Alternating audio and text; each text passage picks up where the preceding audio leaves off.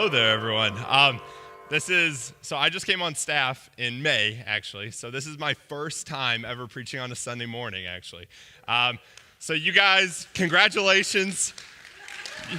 You get to be with me for my first time preaching on a Sunday morning. And so here's the thing. I got called to ministry when I was like a junior in high school, going into my senior year. And I did not want to go into ministry. Let's just make that clear.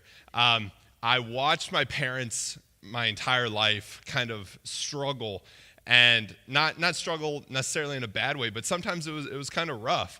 The burden that comes with ministry. And so for me, I was like, I just don't want to do that. But I ended up feeling called, and I accepted the call. And so honestly, my skill set does not necessarily lie in this currently, if that makes sense. Some of you guys are probably thinking like, hey, you were called to be a pastor. You're a pastor. You should probably be a really good public speaker. Here's the thing, actually. It makes me super uncomfortable. And so I'm actually much better at small group interactions. I like smaller, like what we do with my middle schoolers on Wednesday nights, where it's just like 15 to 20 middle schoolers, myself, and a few leaders. That's what I love to do. And so currently, this is outside of my comfort zone, which actually is kind of our theme for today. And so I actually did exactly what my preaching professor at SAGU told me not to do. So I'm sorry, Dr. Magruder, if you ever watch this, but he always said, never show your nervousness. Never show that kind of stuff. Fake it until you make it, and yeah, well, I kind of blew that one out. Anyways, so I'm just letting you guys know that this is my first time preaching, and going with the theme today, this makes me uncomfortable, all right? Do you guys get that? Being up here, talking in front of all you guys, makes me uncomfortable. But today, we're actually going to be talking about a man in the Bible who's an unknown all-star, who was made uncomfortable, yet still obeyed God, all right? So this is our key verse. So in honor of God's word, would everyone stand up with me today? So this is found in Luke 4:27. And if you guys could read this out loud with me. So, there were also many lepers in Israel in the time of the prophet Elisha, and none of them was cleansed except Naaman the Syrian. All right, thanks guys. You can go ahead and take a seat. Okay, so this is our kind of central key verse today. So we're talking about Naaman the Syrian. And so this is Jesus talking right here. But you actually find Naaman's story in 2 Kings. But before we fully get into that, I have a little story for you guys. So do we have a picture of my dad and I? Okay, so I was 14 in this picture. Braces, prepubescent. My dad looks like an old man who, with the wrinkles and stuff. Right? But so a little bit of backstory to this photo. So this is actually at a Browns game. And I've been to a few Browns games, but this is by far the coldest Browns game I've ever been to. It was, I think, with wind chill, like -6 or something like that. I don't know. It was ridiculously cold. And so one of my buddies, he had like this halftime performance thing. So we got like free tickets to go see it. So we're like, you know what, we'll go watch the Browns game, even though it's freezing cold and they're not any good. And we'll go like see one of my best friends. And so we get out of my dad's truck, and it is freezing cold. And so we don't have like all this stuff on yet. We're like, because you're sweating in the truck, and then we get out and we're like trying to put on like all these jackets and these hoodies and like all this kind of stuff. And so I'm sitting there and my hands are shaking because it's so cold, but I don't have gloves on because I'm trying to get my zippers. And so my dad had started to like put on all of his stuff, and he already had his gloves on, but I'm sitting there freezing, struggling. So he actually takes off his gloves and doesn't complete putting on his jackets. He had put some of the stuff on, and actually helps me get ready. And so we're just standing outside, freezing to death, and he helps me get ready. And so we get all my jackets on, we get all the sweatshirts on, all that good stuff, and we get my gloves on. And by that time, my dad's now shaking, right? And so we go into like a little like I don't know, whatever it was like a pub or something that was just a few steps down. And we just walk right into the entryway while my dad like tries to put on all of his stuff. But once again, he's shaking. And so that got me thinking, my dad did something out of his comfort zone. He would have been more comfortable if he would have stayed in his nice warm, if he would have just finished getting ready and put on, kept his own gloves on, and he wouldn't have been as cold. But I would have suffered. And so he couldn't see me, his 14-year-old son, suffer. So what did he do? He went outside of his comfort zone and put on, help me not suffer. Does that make sense? And so I know a lot of you guys, you probably have a story like this in which someone has gone out of their comfort zone to help you, or maybe you're a parent and you've just served your child. And so for that, honestly, on behalf of all kids, I want to say thank you for that. But in addition to that, it's not always so easy to step outside of our comfort zone. And so that actually leads us into our passage, which is 2 Kings 5, 1 through 19. So this is kind of a longer, even though it is only 19 verses, it's kind of a longer passage. And so what I did instead was I kind of broke it down into a few segments, and I figured I'd just fill you in the middle, because honestly, it's kind of a lot to go through. And so first I want to say this. God wants your life to be better. And oftentimes, the way that your life gets better is by you stepping outside of your comfort zone. All right? So if you hear nothing else today, hear that. God wants everything in your life to be better. He wants your relationships to be better with your family, friends. He wants your job to be better. He wants everything in your life to be better. He wants to bless you. But oftentimes, that doesn't happen when we're inside of our safe zone. It happens when we step outside of our safe zone into where we're uncomfortable, all right? And so today we're going to be learning about 3 different times this man Naaman right here, he stepped outside of his comfort zone. So first thing that you guys need to become aware of is Naaman was not an Israelite, all right? So he was actually a Gentile, which is, like the name for everyone besides Israelites.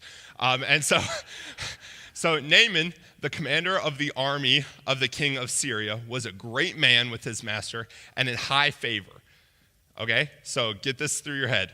Naaman was not some low person. He wasn't just some middle class. He wasn't low class. He wasn't middle class. He was a commander of the king of Syria, all right?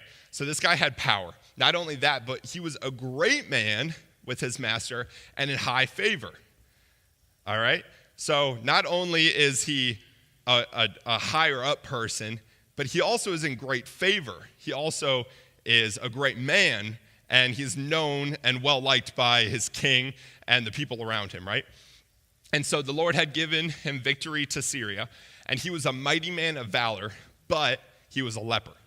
So, great man, did great deeds, was well-liked, well-loved, was not a follower of God, but was blessed by God, but he was a leper. So you mean to tell me that things can happen that are bad to you, and also you can be blessed by God at the same time? Okay. Anyways, I'm going to try and stick to my notes as much as possible because, like I said, I've never done this before. And I've learned that when you go off your notes, sometimes things get a little messy.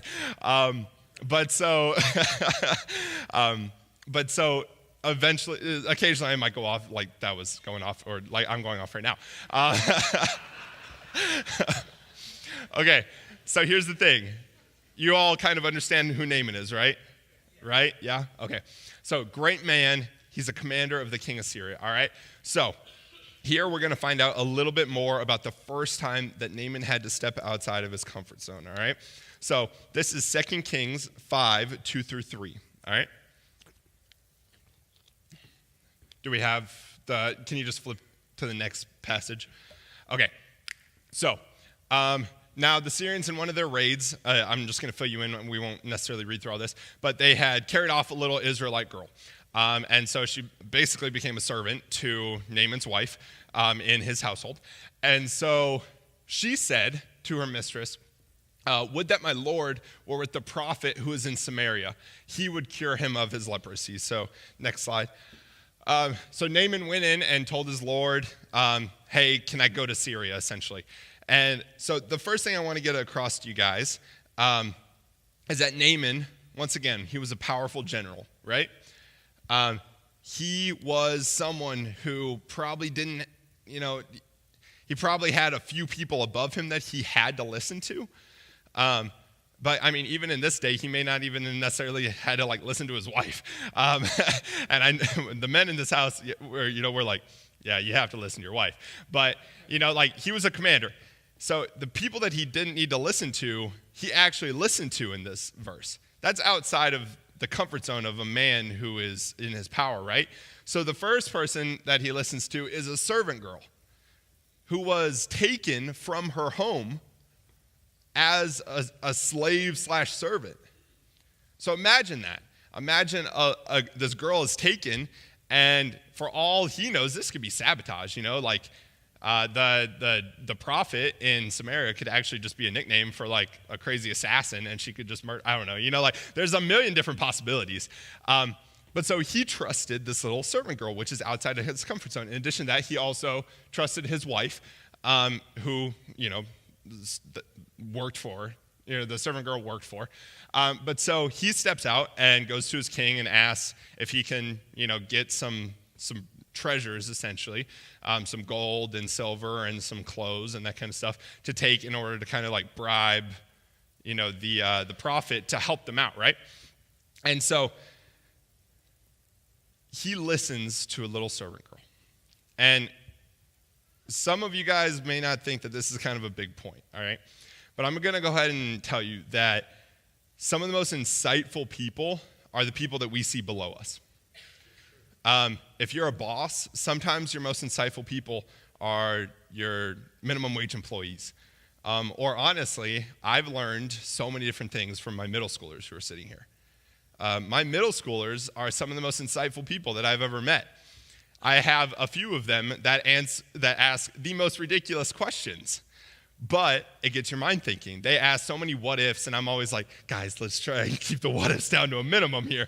Well, what if Jesus didn't come? And I'm like, well, he did, so, But here's the thing. They can be so insightful. I have a few students that constantly surprise me with how smart they actually are. So can I give you guys a little hit?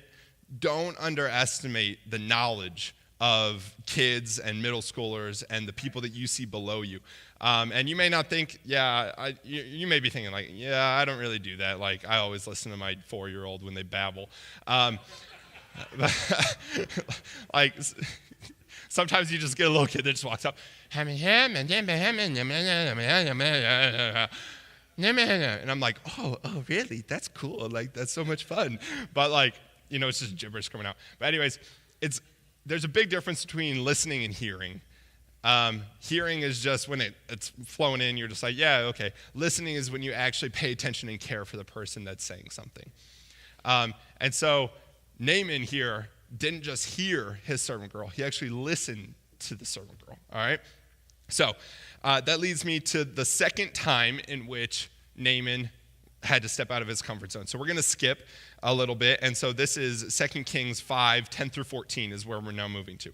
And in between, what basically happens is Naaman travels to Samaria, and he essentially he finds, what he actually does is the king hears that this commander of the Syrian army is coming, and the king is like, oh, they're trying to trick me. And so he rips his clothes, and he's all upset. And so, because they send a letter, right? So the king thinks that this is some sort of trick. But Elisha actually is who's the prophet. He actually says, you know what, go ahead, send him over to me, essentially, is kind of what he does. And so the next part takes place outside of Elisha's door, all right? So this is 2 Kings 5, 10 through 14. So what ends up happening is, hold on. Here. All right, sorry. Yeah, like I said, first time, so I'm still trying to figure out this whole slide thing, right? Okay. So it says, let let him now come to me, that he may know that there is a prophet in Israel. So Naaman went with his horses and his chariots and stood at the door of Elisha's house. And Elisha sent a messenger to him saying, go and wash in the Jordan 7 times, and your flesh will become restored, and you will be clean.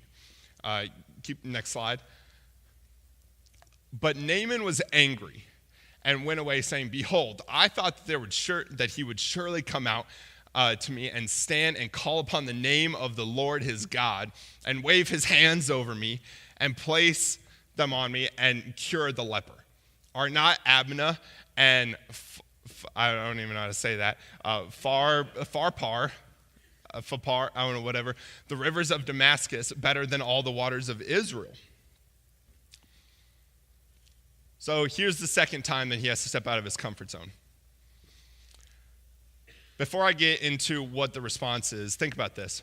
This man who's high and mighty now has been asked not only to listen to a servant girl, but is also being asked now to do something that he doesn't want to do, that actually he thinks is below him. He's now no longer getting this big miracle of, Lord Jesus, come down and bless this leper. Like, that's kind of what he's anticipating, right? He's anticipating a laying on of hands, and then instantly he's going to be cured, and he's going to be like, yeah, thanks, God, and, walk away, right? He's expecting something because he is a high and powerful man. He is well known. He is well liked. He's a man of high valor. But what's he asked to do? He's asked, just go wash in the Jordan 7 times. My question would be like, so do I have to fully soap up, rinse, get out, dry off, then that's 1, get back in, rewash, soap up, dry off, that's 2. That's my question. Or is it just scrub yourself with soap, rinse it off, scrub yourself with soap, rinse it off. Anyways. I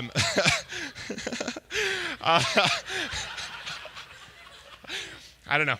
But anyways, he's asked to step outside of his comfort zone, because are not his own rivers in Syria so much better than the rivers of the Jordan, right? And so here we see what ends up happening. So, could I not wash in them and be clean? So he turned and went away in rage. But his servants came near and said, my father, it is a great word the prophet has spoken to you. Will you not do it? Has he actually said to you, wash and be clean? So he's put in a position again. Do I listen to my servants? Do I step out of my comfort zone, listen to my servants, and go wash in this river just because I'm told to by someone who he doesn't actually know whether or not, he's basing all this off the word of a little slave servant girl. Think about that. He's basing all these things unknowing whether or not this guy is actually a really good prophet. He could just be trying to embarrass him.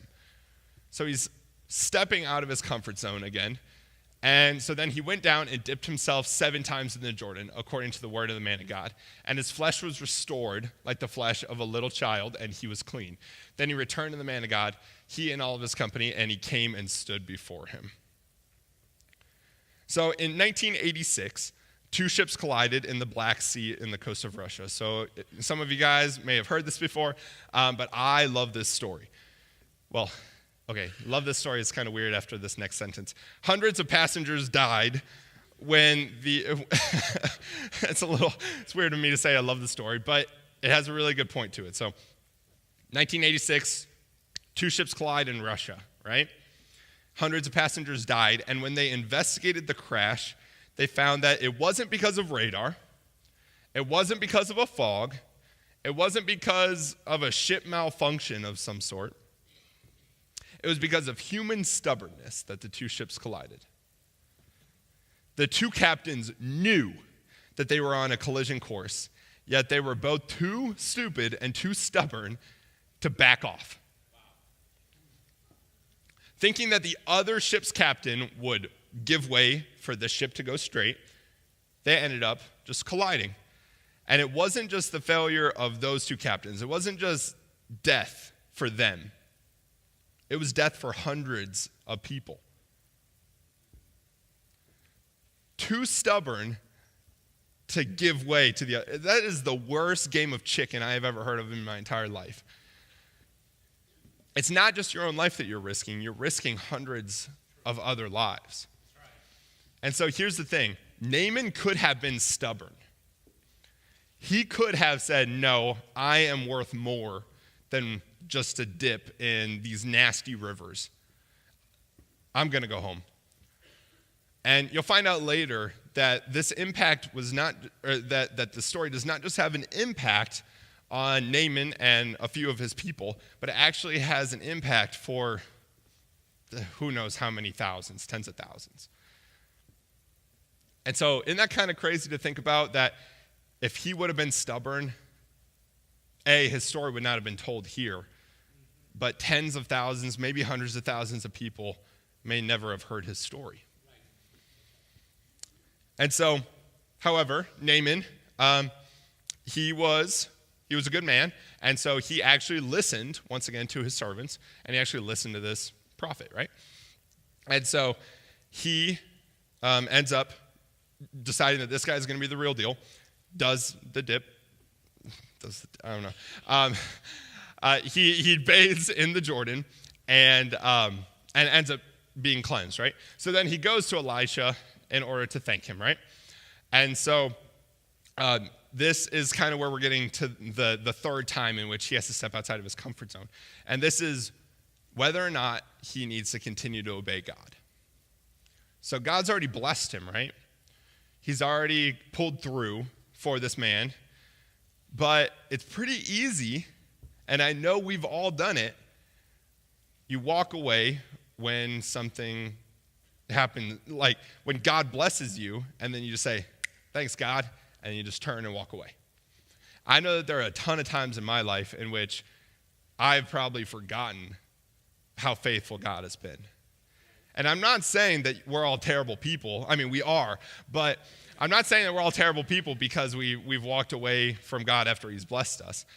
It is human nature. It's the sin within us that makes us forget the amazing things that God has done. But here's the thing. If you consciously try and continue to obey, then God will continue to bless you, and then you maybe occasionally might actually have a story that sticks inside your head. And maybe something positive will come out of it. So Naaman goes to the house of Elisha and basically says, hey, I have all these gifts. Thank you so much. Can I honor you with all this gold and silver and clothes? And Elisha says, no, I don't want it. I don't want any of your gifts. And he's like, are you sure? And he's like, no, leave. Like, you've been healed. You're good. And so instead, what does Naaman do? He said, if not, please let there be given to your servant 2 mule loads of earth. From now on, your servant will not offer any burnt offerings or sacrifice to any god but the Lord. In this matter, may the Lord pardon your servant. When my master goes into the house of Rimmon to worship there, leaning on my arm, and I bow myself in the house of Rimmon. When I bow myself in the house of Rimmon, the Lord pardon your servant in this matter. He said to him, go in peace. So, a little explanation. He was the commander who was expected to go to the house of worship with his king to go worship their house god, essentially. And so the king would bow, and he would bow with the king, right, in honor of their god. And so he is a commander. He can't get out of this duty, right, unless he just stops being a commander, which, honestly, God didn't ask him to stop being a commander. He just simply says, A, I won't be sacrificing to Rimmon anymore, but B, I have to bow with my king. However, can I have some dirt from your land? That way, even when I am bowing, I can still worship your God. That's pretty extreme, isn't it? Think about that. That is an extreme promise that he is giving. He's saying, no longer will I obey the gods that all of my other people serve. Instead, I'm only going to obey your God. And to top it all off, I'm only going to worship on the land in your land. I'm going to take some of your land with me. That way I can worship your God. That's insane. And I love this story. I love Naaman. He makes a kind of ridiculous promise, though, that is definitely outside of his comfort zone. It is not the God that his fellow people serve. And so, in kind of a funnier illustration, that picture that you guys saw, I was 14, and fun fact, I was kind of a later pubescent bloomer, so my voice was really high, all right? When I was 14, I still had a very high, shrill voice. And so I would pray, God, please help my voice to become deeper. If you allow my voice to become deep, I will never again, or I will forevermore sing every single worship song that I ever hear. That was, and I still remember it. If you make my voice deeper, then I can actually, because what ended up happening was I went to church camp, and everyone like crowds in at the front of the altar. It's really cool to see, actually. But so everyone's like screaming their heads off, no matter how great of a singer they are. But like when you're like 13, 14, and everyone else is kind of like getting the armpit hair, and like they're getting that little mustache right here, and their voices have all dropped. And I'm like 14, and I'm like, when's this gonna happen to me? And so I'm like, all right, I'm embarrassed because I can't even sing because I have such a high, shrill voice. I sound like one of the girls. And so what ended up happening was I made this promise that if you make my voice deep, I will forevermore sing every single worship song that I ever hear. And so think about that. I'm walking down the road,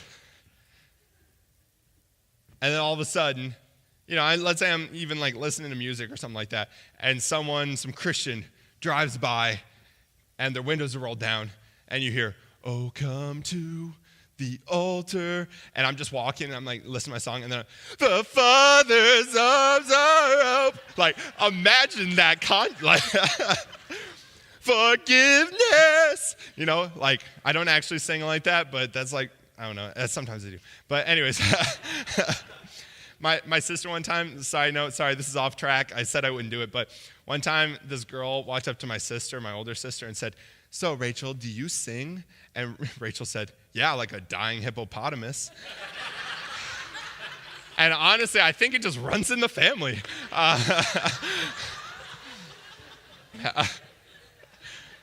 So anyways, I make this ridiculous promise that if my voice becomes deep, knowing full well that eventually I'll hit puberty and my voice will drop. And so I decide that I will forevermore worship whenever I hear a song. I will always sing it. And that's kind of a ridiculous promise, right? Who here has made a ridiculous promise at some point to God? Okay, good. I'm not the only one. I know I'm not the only one because that man is sitting right there, and I know he's done some ridiculous things. So, sorry, you shouldn't have given me a mic. But so here's the thing. Naaman in this instance makes kind of a ridiculous promise. He promises that he won't worship the house gods anymore, the gods of his people. And even when he bows, he won't be worshiping those gods. And in addition to that, he asks for forgiveness. And Elisha says, "Go in peace." There's 3 times now that he has been asked to step out of his comfort zone. The first is when he did not know what he was doing. He didn't know who to trust. He didn't even know who Elisha was, probably. So he steps out in faith and steps out of his comfort zone. The second time now is now that he's seen the man of God. Does he trust his own instincts? Does he trust his own power? Or does he step out of his comfort zone into faith, right?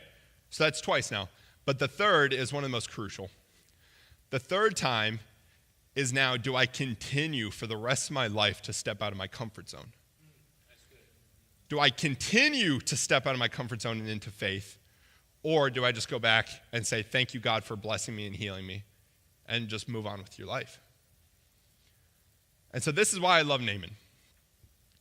Because not only does he become faithful, not only is he trusting, not only does he step out of his comfort zone when it's convenient and he needs something, but he also does this when there's nothing really left to give.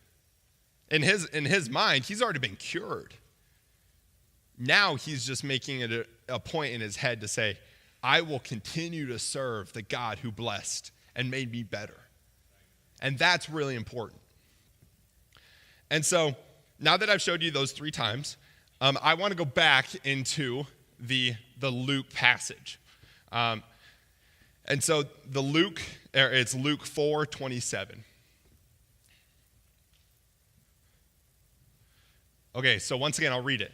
There were also many lepers in Israel in the time of the prophet Elisha, and none of them was cleansed except Naaman the Syrian. And so a little bit of background information. I didn't do any background at first because I didn't want you guys to fully connect all these dots. But so this is actually spoken by Jesus. I should have highlighted it red. That's my fault. But so here's the thing. This is spoken by Jesus when he's talking to his own townspeople, right? He is talking to them and basically talking about how, even these really great prophets didn't necessarily do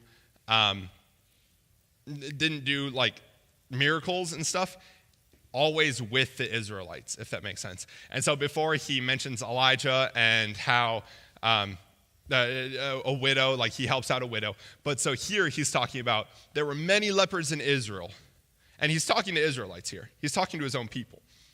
There were many lepers in Israel in the time of the prophet Elisha, and none of them were cleansed except Naaman the Syrian. So Elisha actually is known in this moment for healing a Gentile. And Jesus here is speaking to Jews. So, after this happens, those Jews end up trying to kill Jesus, and Jesus just kind of like floats through the mist. Anyways, but they try and kill him because this is something that's uncomfortable for them to hear. Does that make sense? They are God's chosen people. They are the ones who have been blessed, and they're the ones who have been told, like, you are my people. They feel special in this moment. And what Jesus does is he comes and he says, no, that blessing is not just for you guys anymore. That's going to be for everyone. And it takes them out of their comfort zone. The Israelites had a choice here in this moment. Do we look at our history and what our prophets, who they loved, and see that even they loved Gentiles, even they healed and blessed the ones who we thought shouldn't be blessed? Do they look at their history and see that this man who has now done miracle after miracle all around the world, or all around their area, do we take his word for it and say, you know what? They deserve to be blessed as well. It's not just us anymore. No, instead what they try and do is they try and kill Jesus. They chase him out of town, and Jesus never goes back into his hometown ever again, for as far as biblically what we know. He never does a miracle in his own hometown. And honestly, I don't know if it's to make a point necessarily that he doesn't do a miracle. I think it is, and that's a whole nother sermon. But here's the thing. He basically asked and told the Israelites what was going to be outside of their comfort zone, and they couldn't accept it. And think about that. Think about the repercussions, though. If the Israelites had their way, none of us in this room, unless you are 100% Jewish and you adhere to the old Jewish law, none of us would be saved by grace or mercy or Jesus dying. None of that would ever matter if they would have had their way. And so Jesus here tells a story of Naaman hundreds of years after Naaman has passed. So this is what I was talking about earlier, when there were repercussions that happened that probably impacted tens of thousands of people. Not only was Naaman mentioned one time in the Bible, in the Old Testament, he was also mentioned here by Jesus Christ, the one who died for all of us to save us. if I could have my name mentioned by Jesus, I don't even know what he would say. Like, isn't that kind of crazy that years later, Jesus is using his story to impact the hearts and lives of people? That's why he's known an all-star, in my opinion. That's why he's an all-star. And so, here's the thing. There's this one time, I had come home from Thanksgiving. And so I was a sophomore in college, I think. And so for Thanksgiving, I parked my truck at a hotel because it was actually cheaper than parking at the airport. And I couldn't get a ride. So I just parked my truck at a hotel and got like $5 a night parking or whatever it was, $10 a night parking, which is much better than like the $30 that they charge at the airport. Anyways, I don't know why I'm rambling. And so I came home and I left my truck like 10 minutes away at a hotel. And so the hotel people said, whenever you come back, just give us a call when you're like getting your bags. We'll be there in maybe 10 minutes, 10, 15 minutes. We'll pick you up and just bring you right back. So I was like, all right, cool. That works out real well. Well, on the return flight, my flight ended up getting delayed like an hour.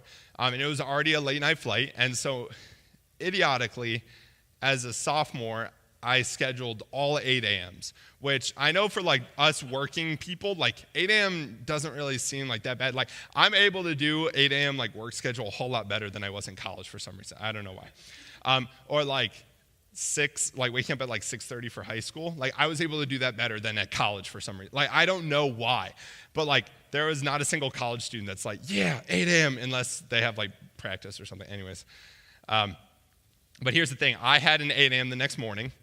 And I think in college, the reason why it's terrible is because like you stay up till like 1 or 2 because that's when all the fun stuff happens on your hall. That's when all the fun stuff happens. Like, you know, I had community bathrooms, so like all the guys were like in the shower, like singing, you know, like all this kind of stuff. Like, that's when like everyone's alive, essentially. And so you end up staying till like 2 a.m. or, you know, you stay up till 2 a.m. and then you try and wake up at, 7:30. And everyone's like, at their 8 a.m. Anyways, but so I had an 8 a.m. the next morning, and my flight gets in at like 10, maybe like 10:30 p.m. So I'm like, all right, I have maybe like a 35-minute drive back home from Dallas. And so, you know, it's not a big deal. I'll be back before 12, and I had a 12 p.m. curfew. And so I was like, cool, like this will work out. Well, I go get my bags. And, you know, I do exactly what they say, and I call before I get my bags, and so I sit there and I wait like 10, 15 minutes. Well, like 30, 40 minutes, the car shows up. So, you know, about 30 minutes past what they said, but I was like, you know what, it's fine, I'll still make it back, it's going to be great.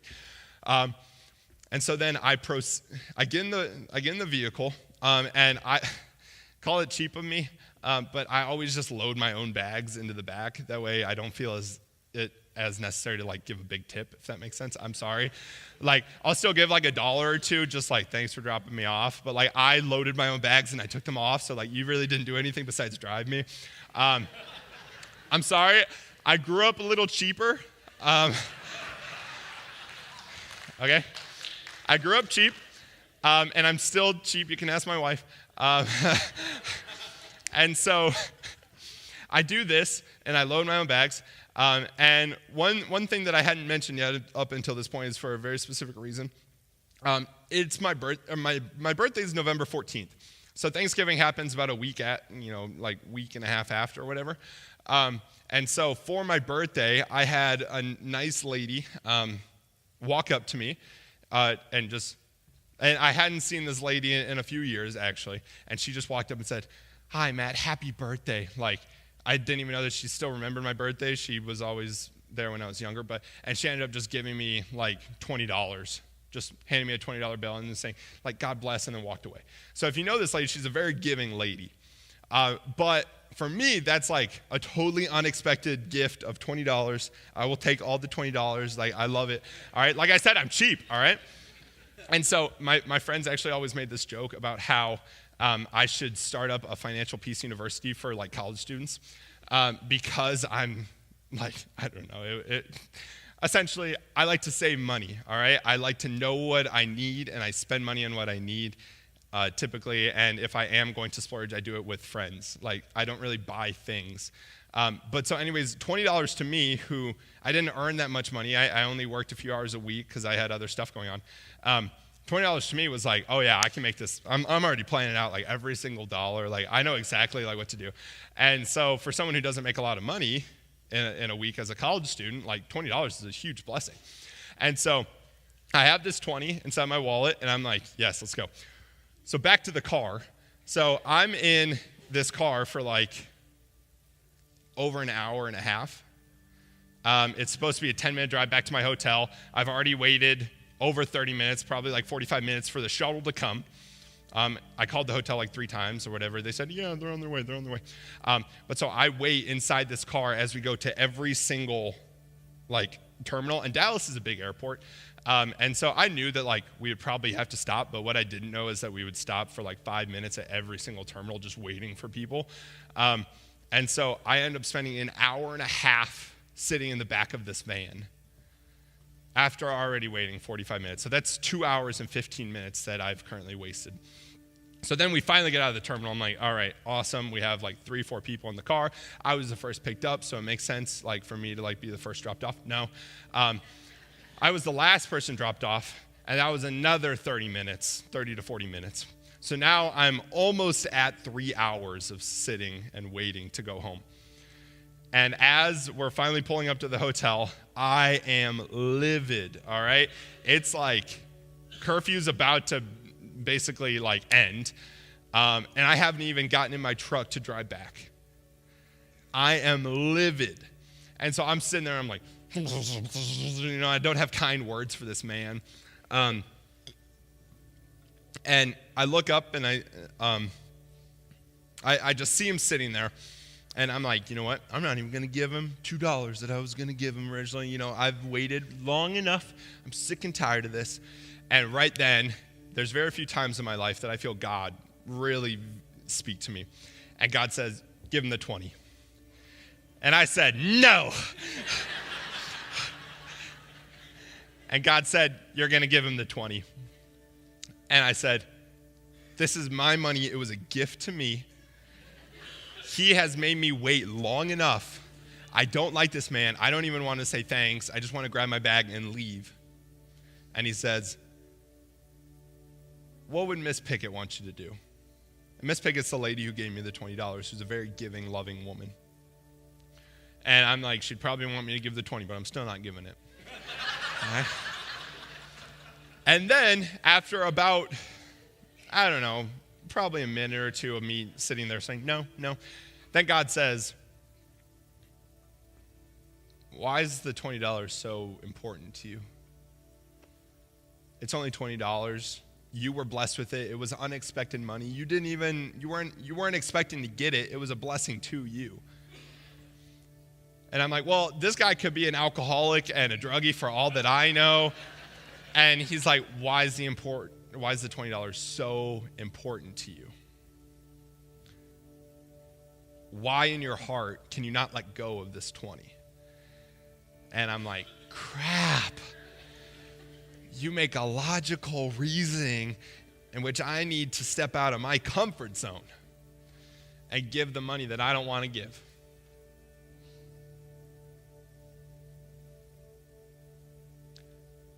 So I got the 20 in my hand, and I walk out of the van, and I walk back to my bags, and I get my own bags. Like I said, I always get it myself.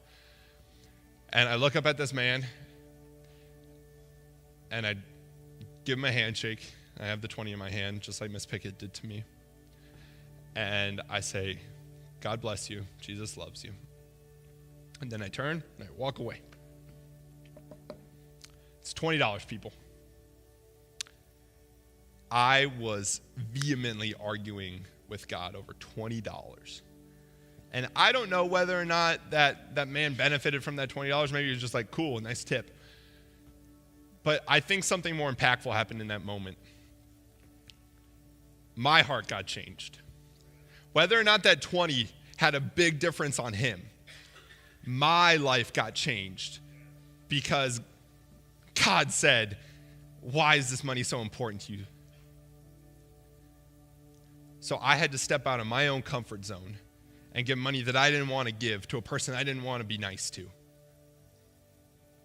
And so here's the thing. I want to ask every single one of you, what in your life has God been saying, step out of your comfort zone, do this, obey me, and you just haven't been listening because it's not what you're comfortable with? So here's what we're going to do. We're going to pray, and I want you guys, you don't have to repeat after me, but I do want you guys to pray in your hearts. Whatever you've been holding on to, I want you to ask God, all right, can you help me step out of my comfort zone when I do this task? All right, so we're going to go ahead and pray. Dear Jesus, I thank you for today, and I thank you for every single person inside this room because you have blessed us by allowing us to come here. Jesus, I pray that like Naaman, we would step out of our comfort zone. That those things that we are holding on to, that we refuse to obey you with, those are things in which we need to let go of. So Jesus, whatever is in each one of our hearts, God, I pray that you would give us the ability and the peace as we let those things go. As we step outside of what is comfortable, that way we can be further blessed and bettered by you. So Jesus, I thank you. Please give us a great rest of this day.